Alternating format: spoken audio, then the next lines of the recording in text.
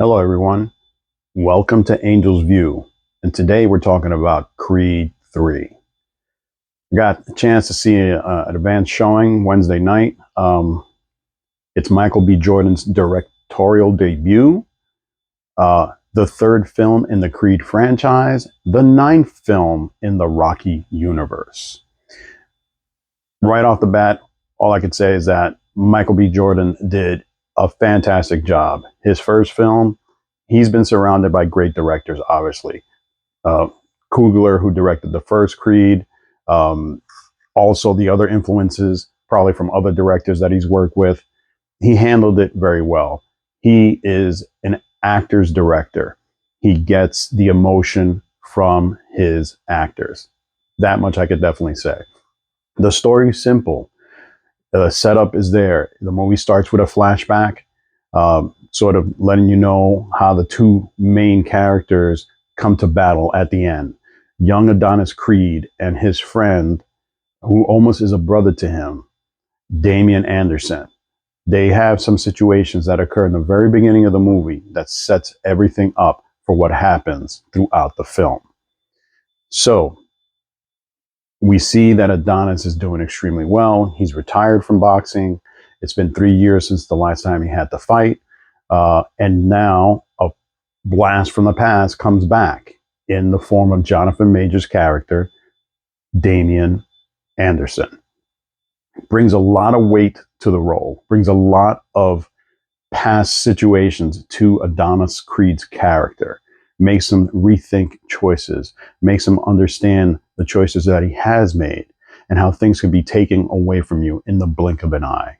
And that is Damian's character. He was an up and coming boxer, okay? And due to the situations that happened between him and Adonis, those opportunities were taken from him, which makes you sympathize with his character and makes you sort of understand the choices that he makes throughout the film to get where both himself and Adonis get to by the end of the film.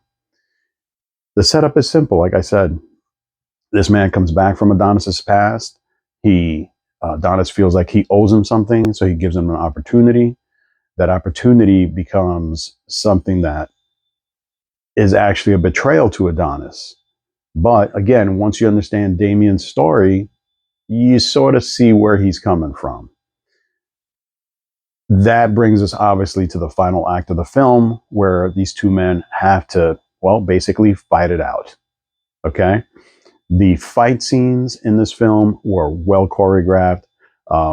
Michael B. Jordan has gone on record to basically say he has influences from anime for his stylings pertaining to the fights in the film. I enjoyed it, plain and simple. It gets it right. It sets up, the story in the beginning. You get the middle act where you have situations with family, and those parts of family in this film are very important. Okay, Tessa Thompson is back as Adonis's wife. They have their child, who's now is a young lady, and she is deaf. Okay, so there are many parts of this film where you're dealing with a deaf character, and it is done seamlessly. Okay, it does not skip a beat, and it makes you understand, not pity the person at all. No, you understand that this is just normal life for them. This is how this person was born, and this is what they have to deal with. Their handicap is not their weakness. It is not a weakness, and that shows you where the strength comes in family. I thoroughly enjoyed it. The family scenes, the tragedy, and there is tragedy in this film that happens to Adonis. Now, the tragedy for us is somebody who's missing from the film. Okay, it's been widely reported a bunch of behind the scenes situations with Sylvester Stallone not coming back to the franchise. Sadly enough, his character, to me, that I remember from watching the film, is not mentioned, even though it's mentioned in trailers. There are definite situations and scenes in Creed 3 where Rocky's character is missing. I hope that if this franchise continues, that Sylvester Stallone and the producers come to some agreement. He has no animosity, to my understanding, towards Michael B. Jordan. Michael B. Jordan wanted to make this film. He did want Sylvester Stallone part of it, but it just didn't happen. Um, he was definitely missed. But again, that really sets the stage that this is Adonis Creed's story. This is his film. Okay.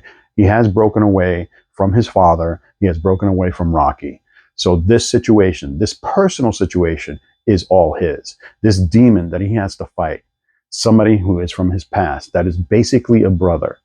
It shows, it comes together. And at times you struggle. It's like you see Jonathan Major's character's point of view, you see Michael B. Jordan, Adonis's point of view. But at the end of the day, you know who you're going to be cheering for, and you're going to enjoy that final fight. Okay, great movie. Um, definitely worth to be part of the Rocky legacy, and definitely a step forward in the Creed legacy. Okay, do I look forward to another film? Absolutely. Is there any setup at the end for something? No, not really. But throughout the film, you get a feeling of what's going on. There's some interesting characters that are brought in. There is a callback to Adonis's first film, his first fight. It's a nice wrap up. I like that.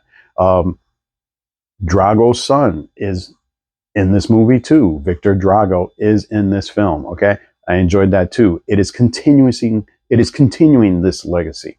I cannot wait to see what happens next. You're left elated. You feel an accomplishment by the end of this film.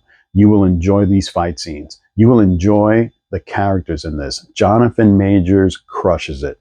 If you thought he was good in Ant-Man and the Wasp: Quantumania, let me tell you, you're going to enjoy his character in Creed 3. He is menacing. He is on point. You think he could take down a damn truck, okay? And that goes to show you the challenges that Adonis has to face in this film. Worthy sequel. Go out and see it. Get a group of friends. As usual, enjoy, okay? We are experiencing a great time at the movies. Creed 3 is another example, and looking forward to what's next. Um, Please subscribe, comment, let me know what you think about the movie. Um, Again, have a good time and hope to see you again soon.